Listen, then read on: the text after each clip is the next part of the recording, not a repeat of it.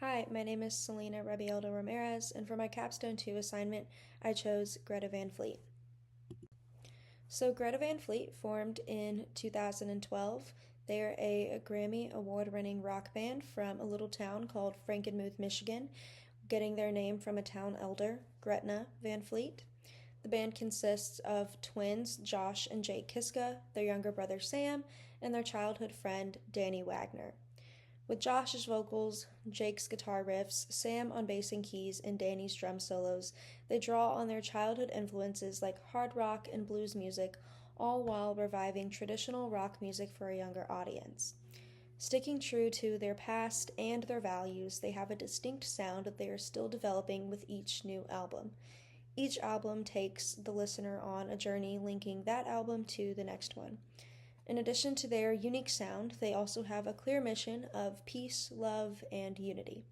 The band rose to fame after their song Highway Tune was featured on Showtime's Shameless, and after performing on other shows like Saturday Night Live and The Tonight Show with Jimmy Fallon. Their manager is Aaron Frank, who is the co-founder of ABI Management, and he's been their manager since they signed with Lava Records.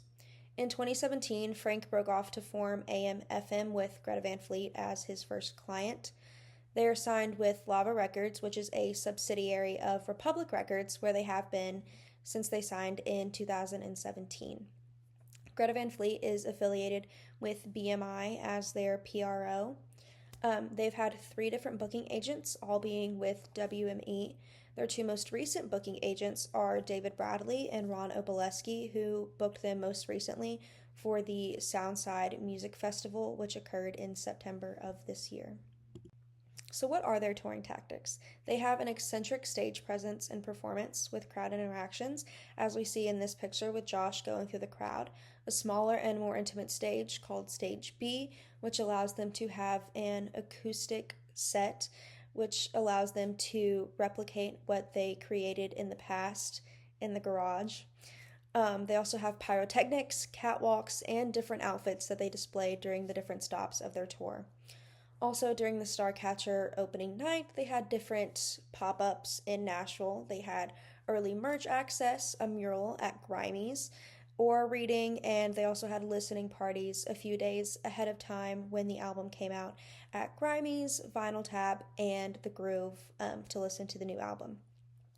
Also, in contrast to different artists who play the same set list every single night, their set list changes from show to show, adding in different covers and songs that they rarely play. So if you go to one show, you're not going to hear the same songs from that night compared to if you go to a show a week later in a different city.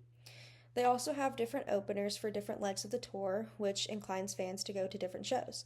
For example, I saw them in Nashville, where I saw the Silver Sun Pickups as the opener. I also saw them in Louisville, Kentucky, where they had Mirador, who is Jake's second band with Chris Turpin from Ida May as their opener, inclining fans to buy another ticket to not only see Jake's new band, but also to see Greta Van Fleet as well. So where are they in their life cycle? I believe them to be a mid-career artist. They've received notable recognition with artists like Robert Plant from Led Zeppelin and Elton John. They've had 4 Grammy nominations with 1 win. They've toured with Metallica numerous times. They've had 4 albums where they are continuously developing their sound. Their albums including From the Fire, Anthem of the Peaceful Army, The Battle at Garden's Gate, and their most recent being Starcatcher. They've been signed with Lava Records for 7 years. They've also had national and even international tours, headlining large-scale venues like different arenas and even festivals. And they have a huge fan base called the Peaceful Army. Although they've gotten criticism for sounding a little bit like Led Zeppelin, I believe they are really significant to the recording industry. One example being that they've brought back rock music for a younger generation while bridging the gap between the younger generation and the older ones. They've amassed several Grammy nominations for Best New Artist, Best Rock Performance, Best Rock Album, and even won a Grammy for Best Rock Album for their first album, From the Fires. They also bring an interesting element to rock music, which I think is very significant for the recording industry.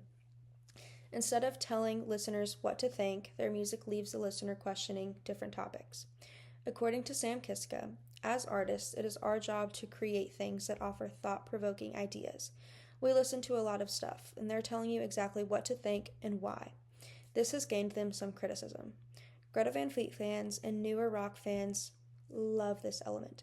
They love the music that is not telling them what to think.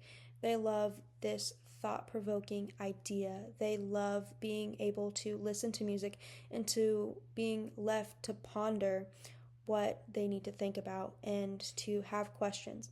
A lot of older rock fans want to be told by the artist what to think, and so they criticize this element. Unlike fan bases from past rock acts, the Peaceful Army spreads love and positivity, creating a significant and positive light on modern rock music. An example of this would be the fan project in Nashville from the Starcatcher World Tour in support of Josh. After Josh came out, he was scared. He thought that fans were going to turn their backs on him. But that was not the case. Actually, quite the opposite happened. I was actually there for this, and I actually helped organize this fan project, so just listen to this quote from this article. Nearly too much for Kiska, who broke down in tears at the end of the ballad. The song has a new meaning for the band after the gesture in Nashville, which just speaks to the love and the positivity that the Peaceful Army spreads. If I were Greta Van Fleet's manager, the biggest piece of advice that I would give them would be to trust their gut and instinct regarding their career. I believe that they have their best interest at heart because they want this experience and the community that they have created to last for a long time. As the artist, I think that they want to see the longevity of their career, and I think they will do everything in their power to succeed in that goal. So I think the best possible recommendation, the best possible idea would be to listen to the artist for exactly what they want. I also believe that they are heading in the right direction with their music, focusing on the continuing story that their music tells, relying on the album sales in contrast to just single song sales. Unlike many artists in mainstream entertainment right now who rely on selling singles, Greta Van Fleet relies on albums. They love creating the albums. Their albums are a project, a complete concept, a complete idea. And I think that they are something completely different from what is happening in mainstream entertainment now. And I think that also gives them a leg up. And I think that that is something great for their career. And I think that's something that sets them apart from other artists within the entertainment industry.